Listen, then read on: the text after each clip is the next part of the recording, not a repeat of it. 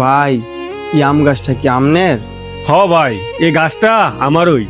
ভাই আমি আপনার কাছে তাম পারলাম, আপনি হাসতাছেন, আমার কিছু কইতাছেন না, বিষয়টা তো বুঝলাম না। ও আচ্ছা ভাই, আপনি বিষয়টা বুঝলেন না।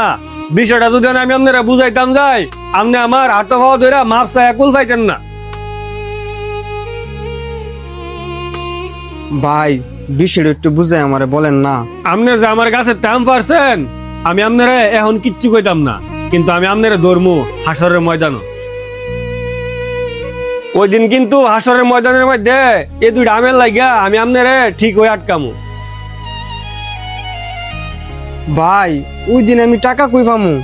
আরে ভাই, ওই দিন কোনো টাকার হিসাব হইতো না, ওই দিন হইব নেক আমলের হিসাব আর গুনাহের হিসাব। আপনার যত নেক আমল আছে সব আমারে দিয়া দিতে হইব। ভাই ইত্যা আপনি কি কইতাছেন? এই দুইটা আমের লাগি আমি আপনার 3000 টাকা দিলাম, তারপর আপনি আমার উপরে কোনো দাবি রেখেন না। ভাই আপনি না ভালো, আমার মাফ করে দেন। এই জীবনে কারো কাছ থেকে অনুমতি নিয়ে কারো কাছে আম পারতাম না, আম কি কোনো ফলই পারতাম না। ভাই আমার মাফ করে দেন ভাই। আচ্ছা ভাই, আমি আপনারা মাফ করে দিছি, কিন্তু আরেকটা কথা সবসময় মনে রাখবেন, কোনো সময় কারো অনুমতি ছাড়া কারো রিজিকের মধ্যে হাত দিবেন না, এটা ঠিক না। ভাই এই ধরেন আপনার কাছে দুইটা আম, আপনি রেখা দেন।